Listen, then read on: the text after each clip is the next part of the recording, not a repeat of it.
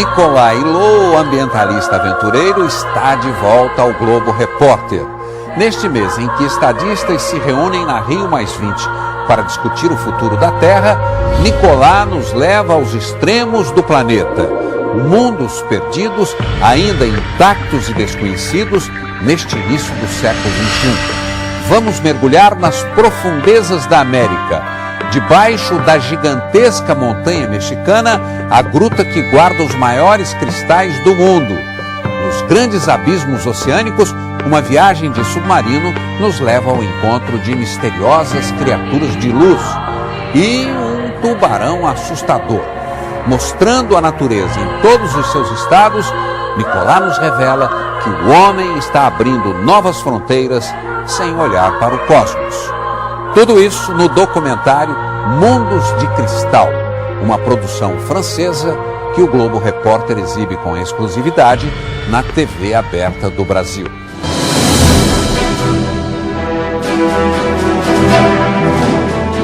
Nicolai sobrevoa o cânion de Chihuahua, norte do México.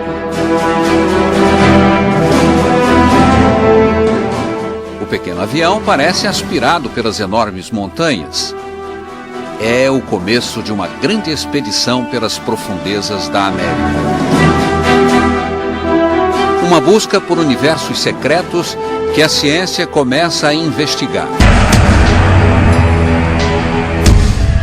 Cavernas que guardam os maiores cristais do mundo.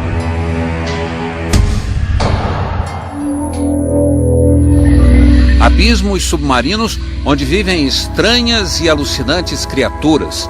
E um tubarão assustador.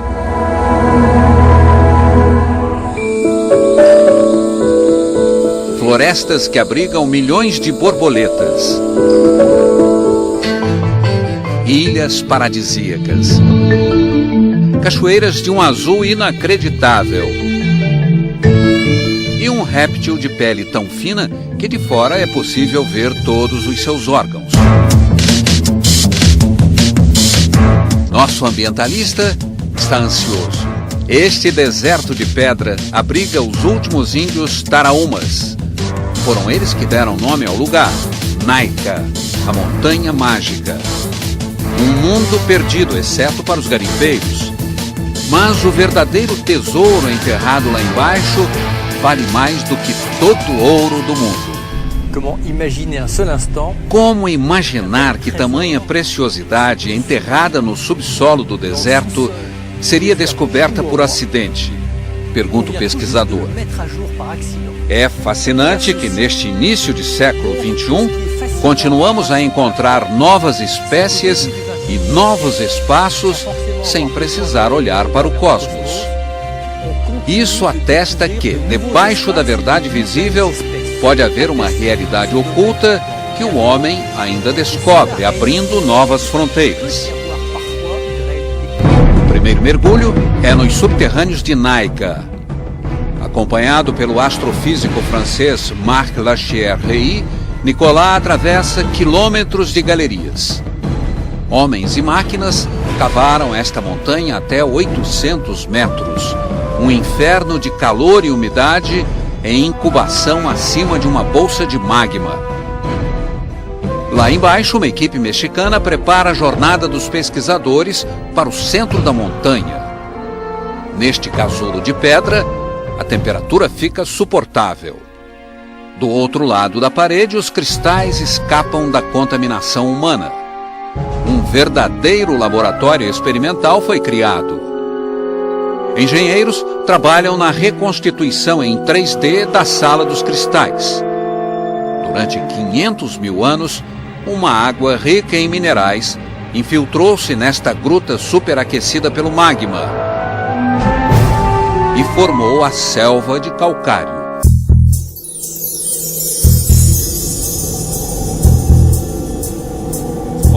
Nicolai e Marc agora caminham pelo último túnel. O que é paradoxal e ao mesmo tempo agradável, ele comenta, é descer ao fundo da Terra com um astrofísico que normalmente tem a cabeça virada para as estrelas. A astronomia hoje não é só uma observação através da luz, responde Marc. Para detectar uma partícula chamada neutrino, por exemplo, é preciso instalar grandes detectores justamente nas cavernas, debaixo das montanhas. No limiar da gruta, os dois se preparam. Está para começar a viagem a um mundo absoluto. Como cosmonautas, eles vestem roupas especiais e um colete de gelo colado ao corpo.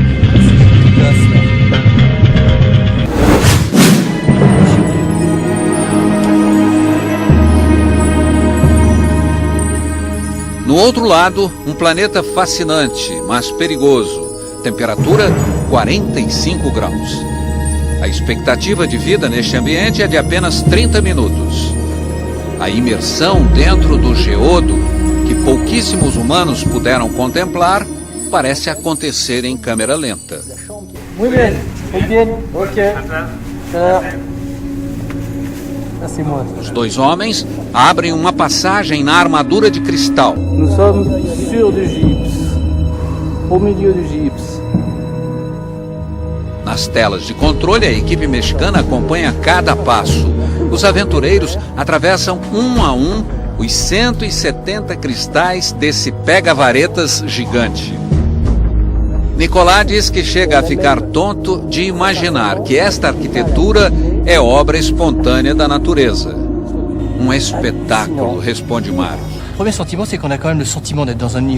O primeiro sentimento que nos bate é de estar dentro de um universo, diz Nicolás. Universo sufocante. A caminhada segue adiante. Os cristais devem ter entre 12 e 15 metros de comprimento. Nicolás pergunta a Mark se é necessária uma combinação especial de fatores para formar a cristalização. E o especialista responde que só num mesmo estado de temperatura, pressão e salinidade, os cristais se formam da mesma maneira. As pedras gigantes atestam que, durante centenas de milhares de anos, as condições de pressão e salinidade aqui foram estáveis. O espantoso, completa Mark, é a simetria presente em toda parte da natureza, mas frequentemente oculta. Dans toutes nos molécules, partout, il y a des symétries. Em todas as nossas moléculas há simetrias. E podemos dizer que o cosmos também obedece a simetrias. Avec quelques autres chercheurs, vous développez une hypothèse. Há uma hipótese de que o universo teria as simetrias de um dodecaedro. Seria uma espécie de cristal gigante, diz Nicolás. Mark confirma. E se verdadeira, esta hipótese mudaria tudo. O universo seria bem menor do que imaginamos. Em vez de 100 bilhões de galáxias, teria 1 milhão. As outras seriam imagens fantasmas replicadas por uma espécie de jogo de espelhos. No meio da conversa, o chamado, hora de voltar. Os dois cosmonautas abandonam um mundo sufocante. O cristal fascina, mas é uma ameaça mortal. Exausto, Nicolás sai com a sensação de ter feito uma viagem gigantesca. O exame médico obrigatório revela que sua pressão arterial e os sinais vitais estavam perfeitos. Já Mark fica inquieto. Seus batimentos cardíacos estavam acelerados demais.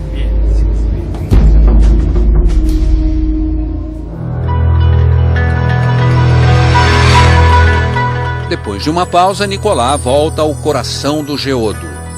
Sozinho, neste mundo de silêncio, armado com uma espada luminosa, ele investiga um calcário de 600 mil anos.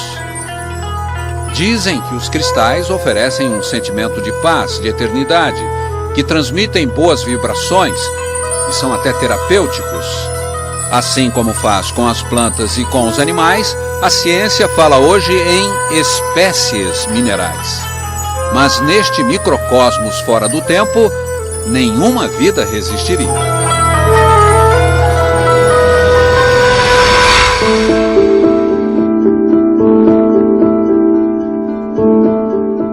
300 metros acima, ao ar livre, na serra, um outro mundo, também raro e frágil, cristaliza milhões de seres vivos. Ou você conhece algum outro lugar onde borboletas aparecem em pencas como frutos presos ao pé? Milhões de borboletas monarcas juntam-se a cada inverno nos pinheiros da floresta de Tinqua, no México. Pela manhã, a 3.200 metros de altitude, a temperatura cai para 4 graus negativos. Agarradas umas às outras, elas esperam os primeiros raios de sol, abrem as asas e se deixam secar. O ritual é o mesmo, sempre. Daqui, todas voarão para as flores nutritivas e os riachos ao pé das árvores.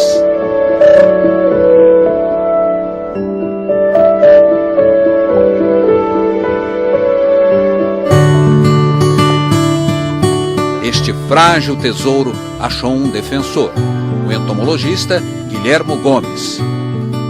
O biólogo tenta entender por que elas se concentram aqui, fiéis a um comportamento que já dura milênios. A migração das monarcas é um dos maiores enigmas da natureza. Todos os anos, esses insetos percorrem 3.500 quilômetros do México aos Estados Unidos e Canadá. Atingindo lugar propício, as monarcas se reproduzem. Durante todo o outono, as recém-nascidas se entopem com o néctar armazenado no corpo sob a forma de gordura. Quando as reservas estão suficientes, formam uma gigantesca nuvem que toma a direção sul. 4 gerações serão necessárias para vencer os ventos contrários e aterrissar aqui no início do inverno. E elas pousam a 100 metros dos galhos que testemunharam o nascimento de seus antepassados. Guilhermo diz que o sol recarrega suas energias. Elas tentam não voar demais para não gastar as calorias acumuladas. Mas como conseguem viajar sem um guia sequer que já tenha feito o trajeto? Guilhermo acredita que as monarcas possuem moléculas magnéticas, bússolas internas que orientam a extensa jornada. Será que os cientistas estão descobrindo o gene da migração?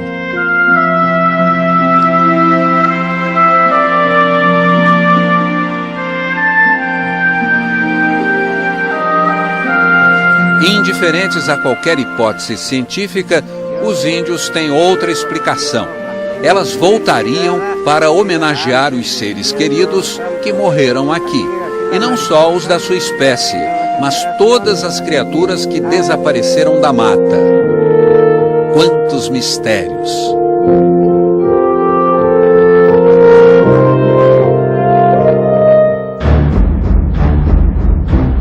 Os rios mexicanos, com suas águas cor de turquesa, não esculpiram apenas os maiores cristais do mundo. Debaixo desta cachoeira corre a maior rede subterrânea do planeta, só agora descoberta. Nicolás ainda vai explorar esse lugar mágico, mas antes vamos a um outro mundo perdido. Separada do continente pela construção do Canal do Panamá, Barro Colorado tornou-se há um século uma ilha e logo depois uma Arca de Noé. Protegida por uma cerca viva de florestas alagadas, apartada do mundo dos homens, a ilha virou um santuário. É o pedaço de floresta tropical mais examinado do mundo. Apesar dos jacarés que repovoam em massa o canal, as preguiças de 3 dedos aventuram-se em direção a Barro Colorado. Promessa de tranquilidade.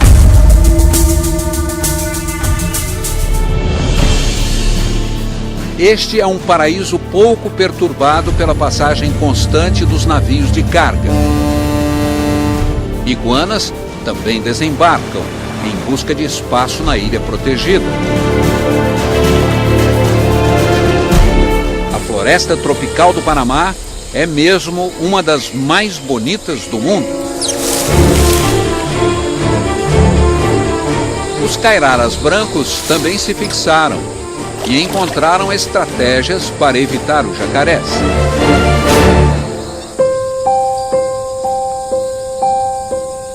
pesquisadores localizaram pererecas até no topo das árvores, mas a maioria se esconde nas bromélias.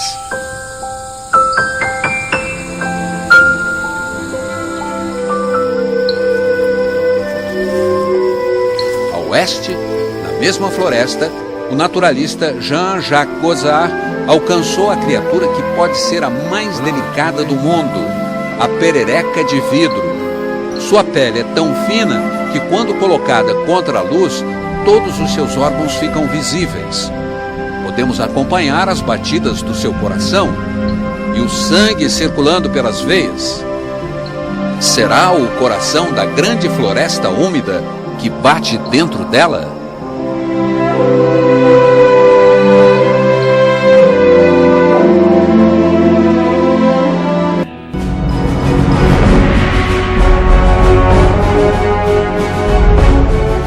Nicolas viaja agora para uma região de grandes abismos submarinos e, no meio do caminho, vai ao encontro do predador absoluto das grandes profundidades, a baleia cachalote.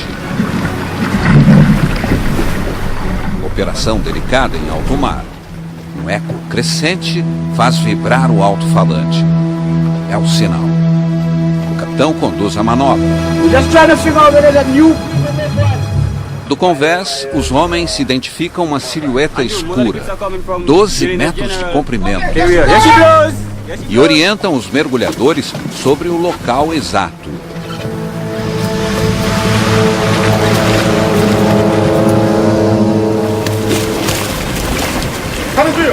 Na água, os dois avançam com cautela.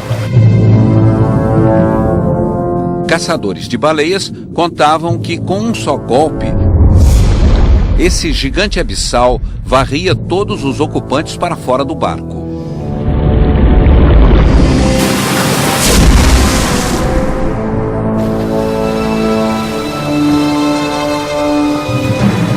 A cachalote é o único mamífero marinho capaz de mergulhar a 2.500 metros de profundidade e repete a viagem de 6 a 10 vezes ao dia.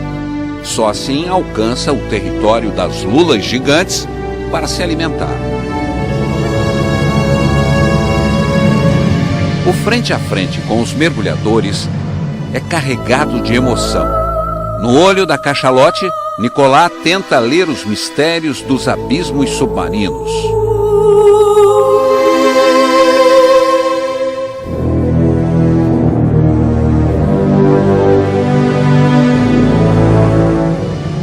O segredo deste animal espantoso está dentro da cabeça, que constitui 1/3 do seu peso total, e é cheia de um óleo especial, o espermacete. Para afundar, ela solidifica esse óleo e ganha densidade. Para emergir, aquece o espermacete, que fica mais leve, e a levanta como um balão. Nas trevas das profundezas, é com seu sonar que ela localiza as presas.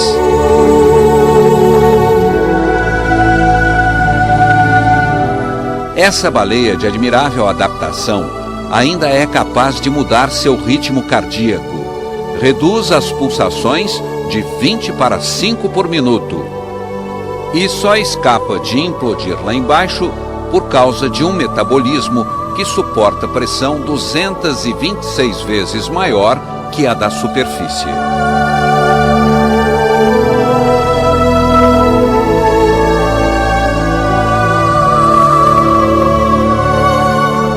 O animal mais jovem inicia sua descida às profundezas.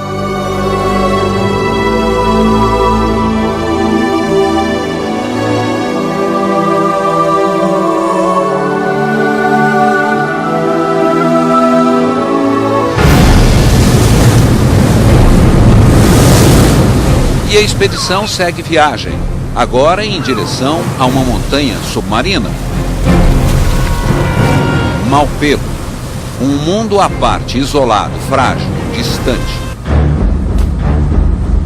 Foi a bióloga colombiana Sandra Bessudo, depois de 10 anos de luta e obstinação, quem conseguiu classificar a ilha e seu território como parque natural.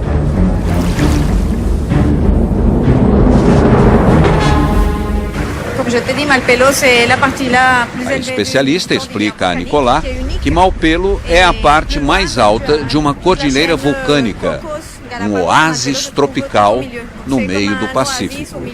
Malpelo, avec Coco e les Galápagos. Nicolás diz que Maupelo, como Galápagos e Cocos, é um dos pontos altos da biodiversidade marinha, uma joia oceânica.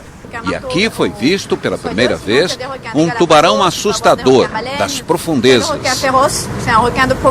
C'est l'animal emblématique des fonds sous-marins. Nicolás descreve o animal.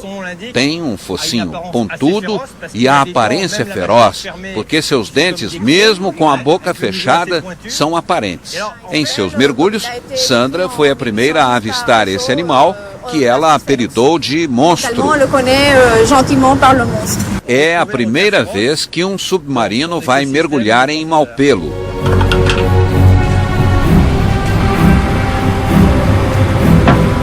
Colocar o veículo na água não é uma tarefa simples.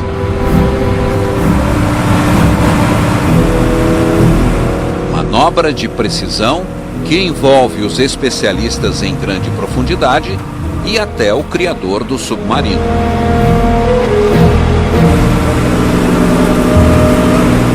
O projeto é definir um plano de viagem ao mesmo tempo seguro e rico em descobertas.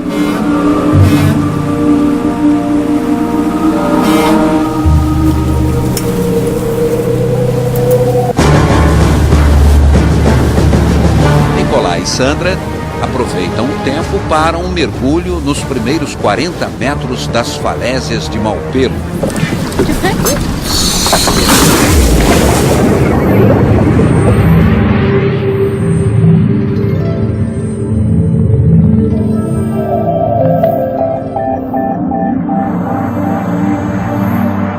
No primeiro momento, um susto. Como é densa a fauna neste trecho do oceano.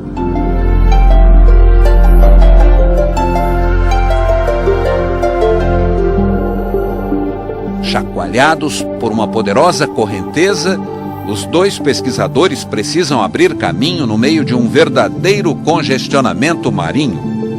Os dois seguem os cânions de lava de um vulcão de 17 milhões de anos, hoje um refúgio de bilhões de peixes.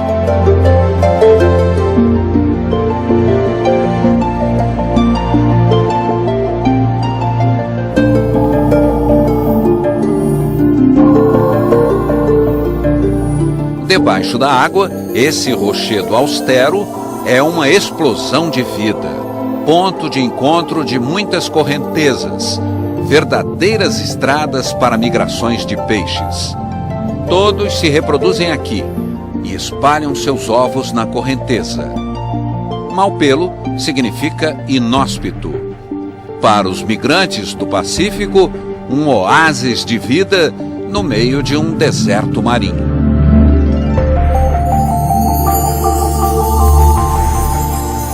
Aos milhões, peixes-boi, xaréus, meros e barracudas dançam ao redor do arquipélago.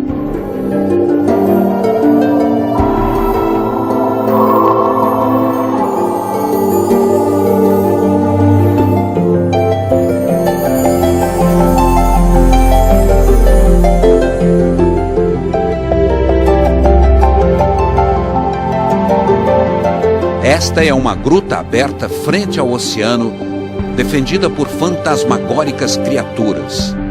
A caverna das quimeras e suas lindas moreias verdes. É preciso manter uma distância respeitosa destas sentinelas nada amigáveis. A moreia é dotada de mandíbulas. A primeira retém a presa, a segunda, alojada na faringe, pega a comida para ser processada no sistema digestivo. Tudo em frações de segundos.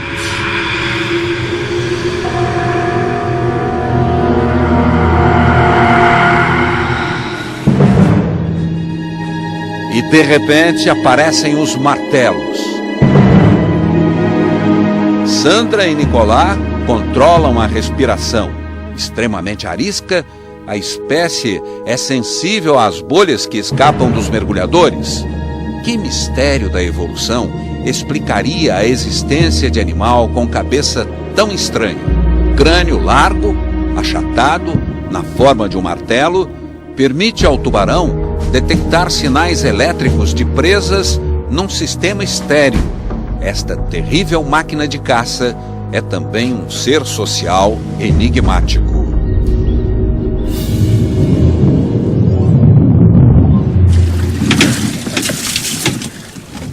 Quand j'ai vu les marteaux, j'ai plongé, regarde avec quoi je finis. Nicolas volta ao barco se queixando de Sandra, que não deixou observar mais de perto os martelos. Sans air, oui. E ela confirma, sem ar, era preciso mesmo impedir. Eram mais de 100 tubarões juntos.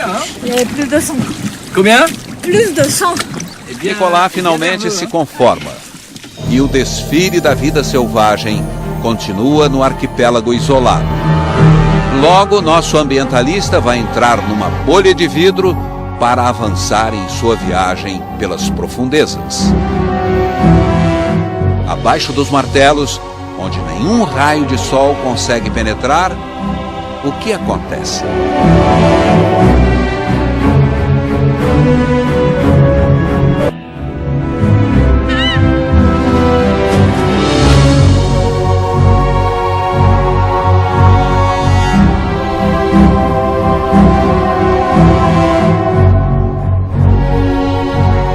Chegou a hora. Claire Nouvian, a especialista em abismos oceânicos, acompanha Nicolas Hulot numa aventura inédita pelo arquipélago de Malpelo. Operação cercada de cuidados. A descida é lenta. Do lado de fora, todos estão ansiosos.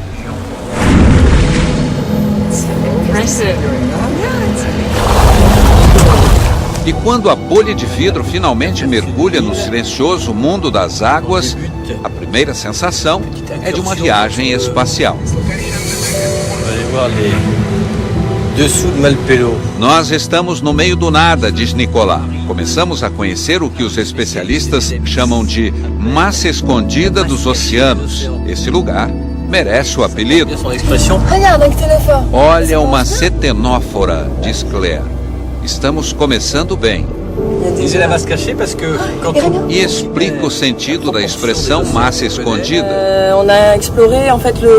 A ciência conseguiu explorar, mapear no máximo 5% da imensidão oceânica.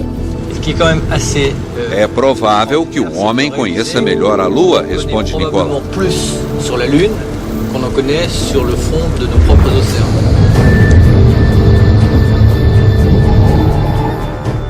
O submarino avança e os chamados seres de luz começam a desfilar diante dos viajantes.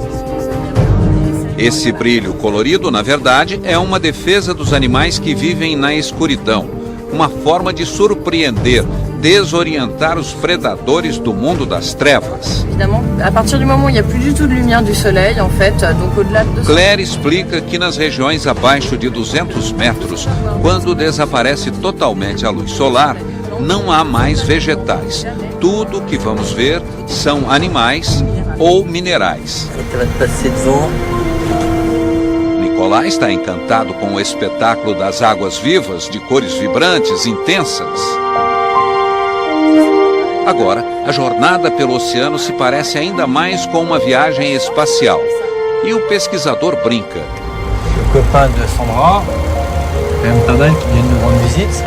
Seria bom que o tubarão feroz, amigo de Sandra, viesse nos observar. Afinal de contas, viemos de tão longe. Ele veria 3 primatas dentro de um aquário.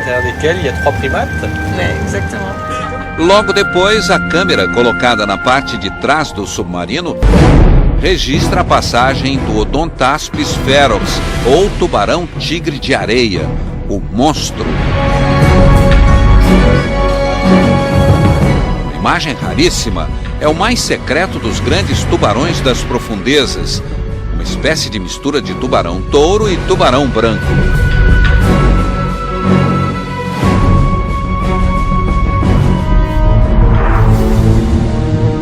Novas e surpreendentes criaturas continuam se exibindo para os nossos exploradores.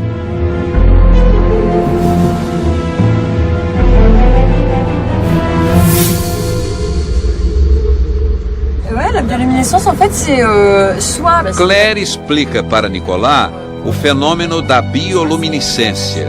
Ou são bactérias que produzem luz pelo peixe, ou é uma reação química entre proteína e enzima, um recurso comum a 90% dos seres abissais.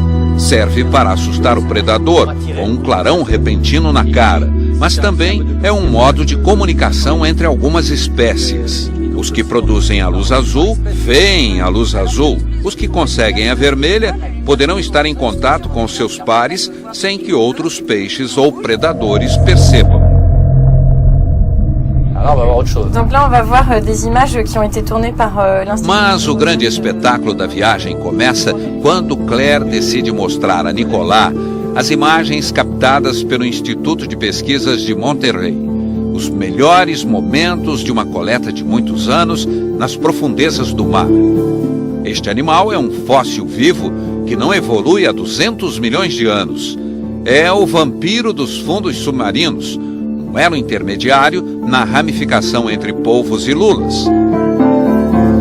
Os biólogos deram a esse OVNI o apelido de Dumbo. Ele tem duas grandes nadadeiras que lembram duas orelhas e uma membrana sedosa quase transparente que o envolve da cabeça aos braços. Dá à escuridão uma beleza espantosa.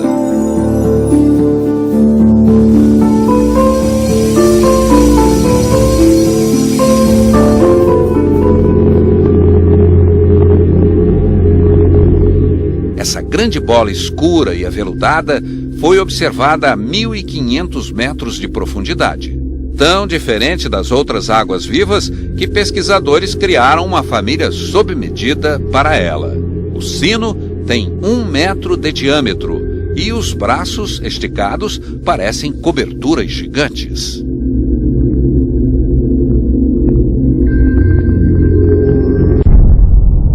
Imagens igualmente fascinantes e que parecem de um outro mundo foram obtidas pelo Instituto Francês de Pesquisas pela Exploração do Mar.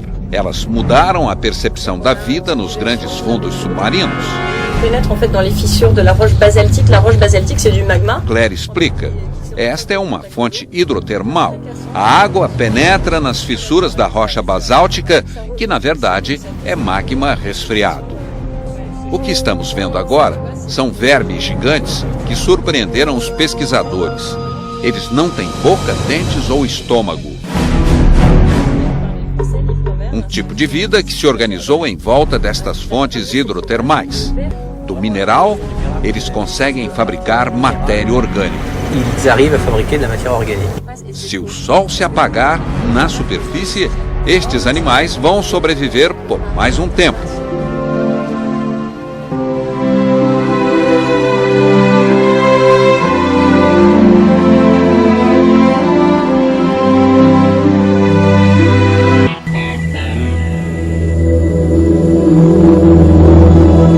Bem perto da floresta tropical do Panamá existe um outro Eldorado, e este paraíso é dos homens. É o reino dos índios Kunas. Ninguém sabe ao certo quando eles desembarcaram nestas ilhotas de areia branca, e nem mesmo de onde vieram. O que se vê desde sempre são estas mulheres varrendo a areia de sua ilha como quem tenta afastar os maus espíritos e as impurezas para fora de seu mundo sem problemas.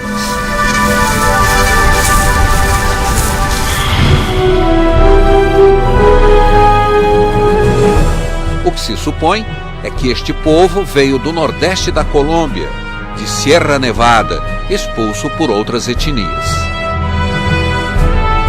No século XIX, eles abandonaram a cordilheira, deram as costas à floresta, cavaram canoas e abordaram as 365 ilhas virgens do arquipélago de San Blas.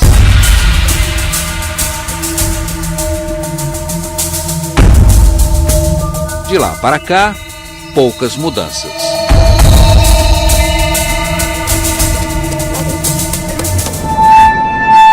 Os Kunas aprenderam a plantar palmeiras nas Ilhas Jardins. e a manter o meio ambiente em equilíbrio sobre estes pedacinhos jogados no Mar do Caribe. Cada ilha é um baú do tesouro.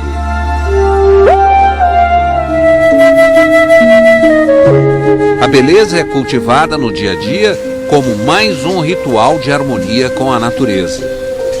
Antigamente, na floresta, as mulheres vestiam roupas de casca de árvores. Hoje, é com ouro, algodão e pérolas que elas mantêm seu ideal de beleza.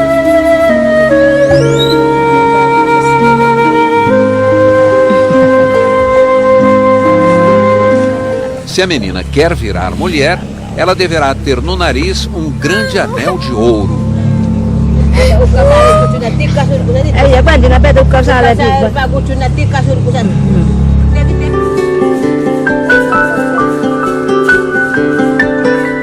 Os etnólogos ainda investigam a arte cuna, os famosos molás bordados.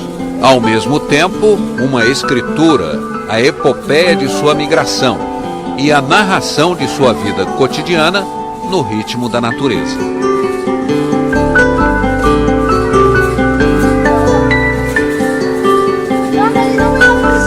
Todas as mulheres vestem com orgulho os molás, manifestação indestrutível de sua identidade.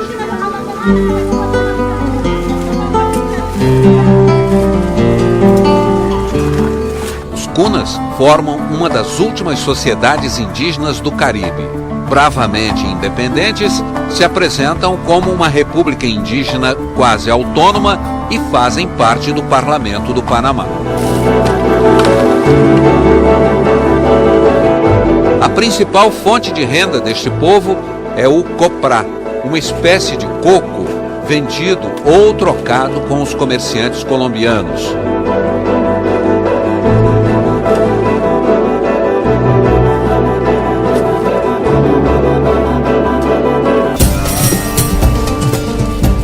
Toda semana, um navio ancora na ilha principal.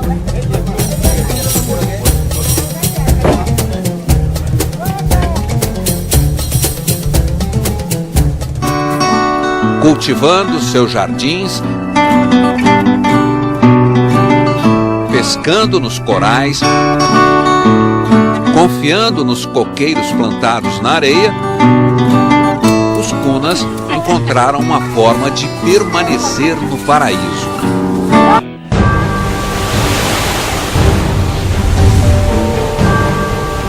O azul impactante desta cachoeira esconde territórios desconhecidos.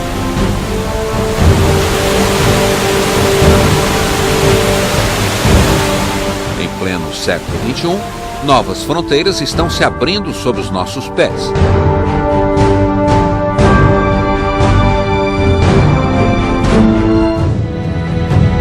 Em Yucatán, a água criou fantásticas arquiteturas subterrâneas.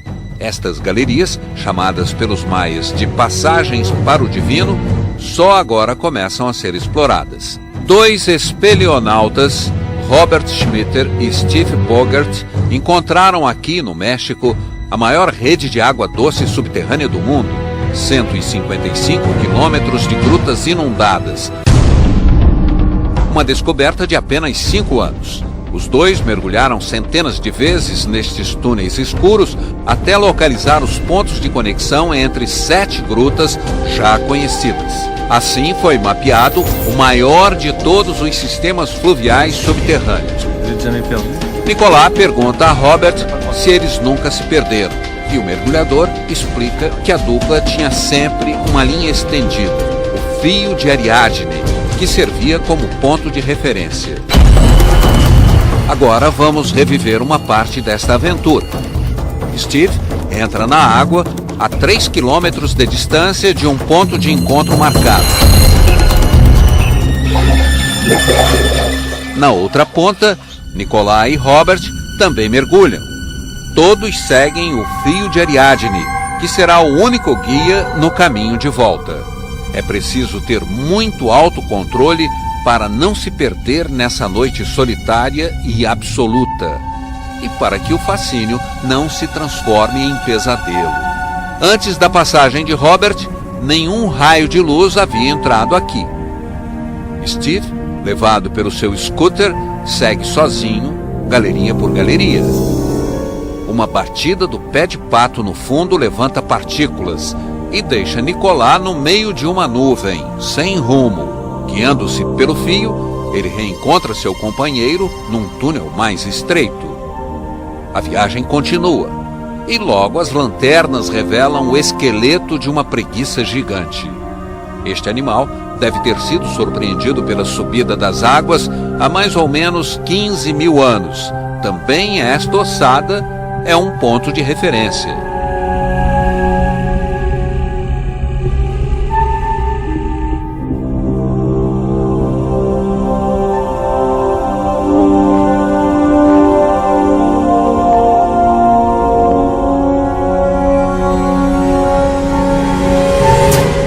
Seguindo por este caminho que parece não ter fim, entendemos melhor o valor da proeza destes pesquisadores. Eles precisaram mergulhar 600 vezes para anunciar a existência desta artéria aquática recordista no mundo. Nas trevas, as duas equipes se aproximam e o encontro finalmente acontece, 20 metros abaixo do solo e a uma distância de 3 horas da luz.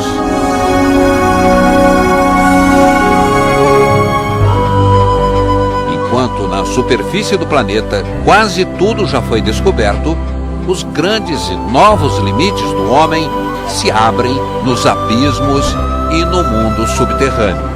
São as novas fronteiras da Terra.